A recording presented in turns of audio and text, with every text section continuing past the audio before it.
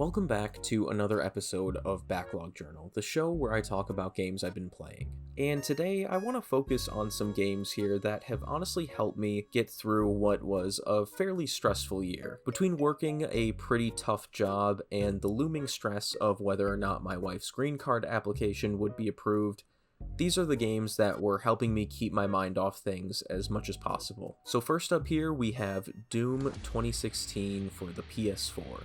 One cold, dark March evening, after another unpleasant day at work, I was in a bit of a slump trying to figure out what I wanted to play next. And as I stated, I was also going through a bit of a tough time dealing with a super stressful job and just wanted nothing more than to turn my brain off and play something. That's when I glanced at my shelf and saw this old copy of Doom that I bought years ago and never played. I was definitely in the mood for something straightforward and action-packed, so I decided to pop it into the PS5. And for the next couple weeks, this was the game I played every day after work. There was something so cathartic about beating the slime out of demons after spending all day suffering under the constant pressure of by far the most toxic boss I've ever had in my life. This game is chaotic and kind of overwhelming at times if you're new to the series like I was, but once you get the hang of it, you get into a rhythm and it feels really good. It wasn't all fun and games though. There were plenty of levels that I found to be very challenging, but I still managed to beat it, and by the time I was finished with this one, I had finally found a new job after roughly a year of searching. It was a tough time for a while there, but I am happy to report that things are much better now. Doom was such a great game to play during this period of time, and I'll always look back on this one as the game that got me through hell in real life while fighting my way through hell in a game. There's nothing quite like killing demons to some awesome music. I've definitely made some fond memories with this game, and I can't wait to check out the rest of the series soon. So in April, during the week that I was between jobs before my new job started, Nadia and I went on a road trip to Wisconsin for my birthday. We stayed at this super cute Airbnb on a farm with goats and other animals that were just hanging out on the property, and we really fell in love with this cat named Daisy. Anytime we were outside having a bonfire, Daisy would come and sit with us and try to eat our s'mores. She would even sleep on the chairs overnight and wait for us to come outside in the morning to say hello. It was honestly a great time, and definitely the getaway that we both needed. And on this trip, I decided to bring my DS with me, even though I didn't really spend much time actually playing it on the trip, as I usually try to use vacations like this to stay away from screens as much as possible. But around this time, I had grabbed my old copy of Ace Attorney Justice for All off the shelf, and continued right from where I left off nearly 10 years ago. I had originally stopped playing after the third chapter in this game, which I recently learned is a pretty divisive chapter throughout the fan base. I remember back in the day not really having the motivation to continue the series after finishing this section of the game, but learning that a lot of others felt the same way kind of made me feel better about not being as into this entry as I was the first Ace Attorney game. But with this chapter out of the way, I have to say I really enjoyed the fourth and final chapter of this game. It was a pretty unique situation that I don't want to spoil for those of you who haven't played this one yet, but it was a lot of fun to unravel this mystery. I will say it does drag on for a little while at the very end of this chapter, because once you find out who the real killer is, it basically becomes this weird game of stalling while you wait for something to happen that, again, I don't want to give away too many details because this is obviously a very story-driven game, but overall, I really enjoyed this one, and I'm super excited to finally continue my journey through this series very soon. Next up here, we have the very first Suikoden game. I was finally in the mood for another turn-based RPG after finishing Persona 4 back in February, and I decided to check out Suikoden mostly because I heard it was on the shorter side. I finished this one in about 30 hours or so and had a pretty good time. I wouldn't say it's one of my new favorite JRPGs or anything like that, but I can definitely say I now understand why so many people sing its praises. The unique thing about Suikoden is that your main character ends up leading an army consisting of over 100 individual characters, many of whom you can control in the game's turn-based battles. I was definitely impressed by just how much the game made me care for many of its characters, considering the size of the cast and the game's shorter runtime. From what I've heard, many of these characters return in the sequels, and that alone has me looking forward to trying the rest of the series. The only real issue I had with this title is its general clunkiness with swapping characters and inventory management. The game has you swapping out your party quite often, and there is no quick way to move things around between characters, so you'll be spending a lot of time in the menus shifting items and equipment around individually, which gets pretty tiresome after a while. A lot of characters require you to have certain party members present in order for them to be recruited, which means you'll have to go all the way back to your base and talk to a certain character who allows you to change up your party.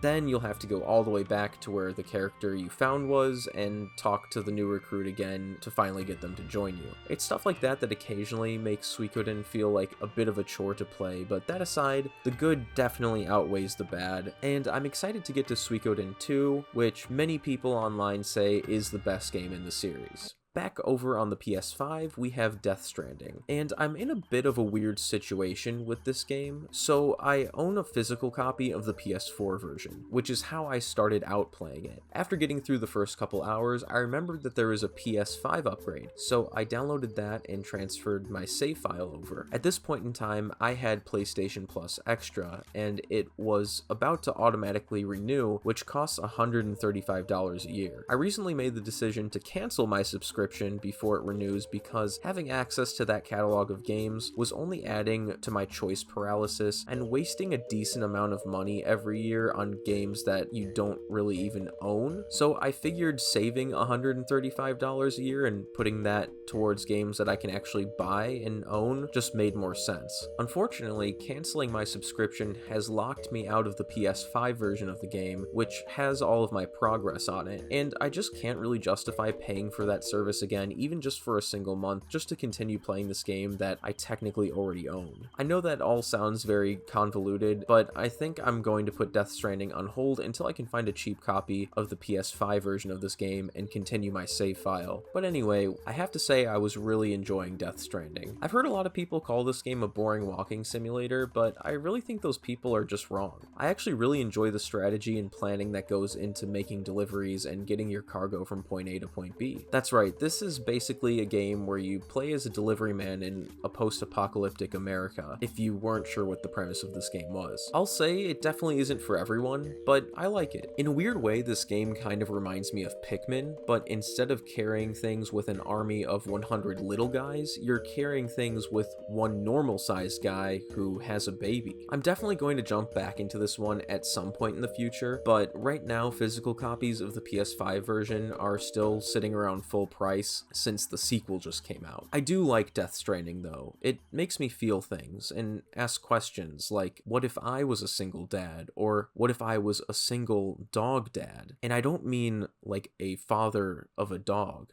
I mean, what if I was a dog? A single dog dad who had 10 kids and was just trying to make ends meet. Well, that's basically the plot of Rusty's Real Deal Baseball for the Nintendo 3DS. Yes, this is a 3DS eShop exclusive that is, on the surface, a collection of baseball-themed minigames, but that's not all. At its core, this game is the story of Rusty Slugger, a newly single papa of 10 who is just trying to make ends meet. He owns a dinky little sporting goods store that features a selection of baseball-themed video games for the Nintendo 4DS, a fictional game console that exists in this game. As you play these mini-games, you earn points and unlock items to progress Rusty's story and help him get his life back on track. And as the story progresses, you unlock the ability to buy more games with real money. But since the 3DS eShop closed down a while ago, you can no longer actually spend money to play these games, so you'll have to resort to installing all of the content onto a modded 3DS like what I've done here,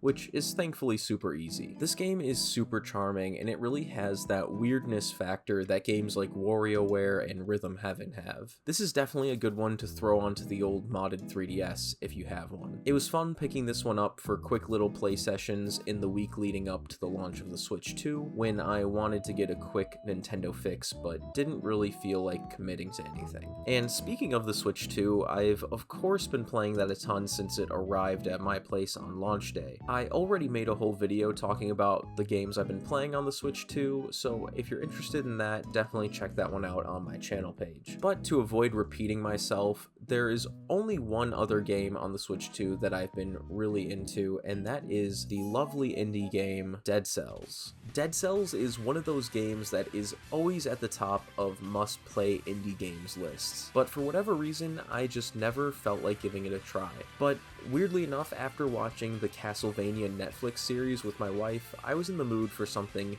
Castlevania-y, but specifically something that was a bit more pick up and play. That's when I remembered that Dead Cells and Castlevania had a crossover a while ago, and the thought crossed my mind that maybe it was exactly the kind of game I was looking for. And honestly, it was. Dead Cells is a roguelike Metroidvania game where you're going through smaller scale randomly generated maps each run. I like this format a lot because it's all the fun of a traditional Metroidvania without the stress of getting lost, which is usually how I fall off the traditional corner scratcher games when I've been completely lost for just a little bit longer than I would like to be. This is another great pick up and play type of game that has me hopping on to do a run or two every once in a while whenever I feel like something more low commitment. But like I said, this is definitely one that I'm just playing more casually when I just feel like sitting down for 30 minutes or so to do a run or two. And finally here we have Yakuza 3, which has been my main story-driven game that I've been focused on beating recently, and at the time of writing this video, I am in the final stretch of the game, and I might have even finished it by the time this video is out. I actually started my playthrough of this game just over a year ago now, but at the time I had just started that really awful job that I mentioned at the beginning of this video, and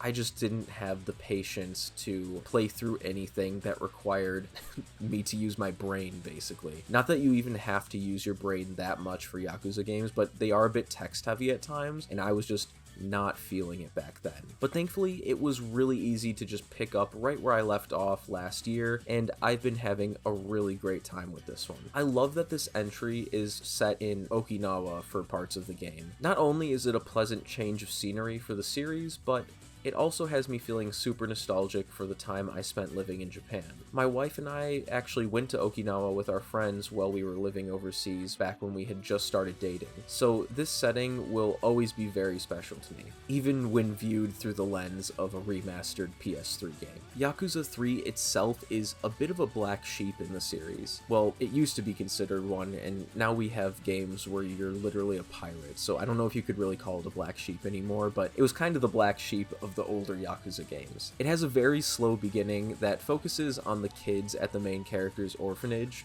for what I found to be a little bit longer than necessary, but once you get past that, you'll find yourself in the middle of yet another action-packed Yakuza game with a very dramatic story and plenty of goofy-ass side quests along the way. The Yakuza games never fail to provide me with a great time, and as tempting as it's been to jump into some of the more recent entries, I'm glad I've kept my oath of playing the series in release order so that I can appreciate how the games evolve over time. But yeah, those are the games that I've been playing recently. Definitely let me know what you've been playing in the comments. Also, definitely check out the description below to connect with me on the social media platforms of your choice. And of course, stick around here on YouTube as well if you want to see more from me. Anyways, guys, thank you so much for watching, and I will see you in the next one. Take care.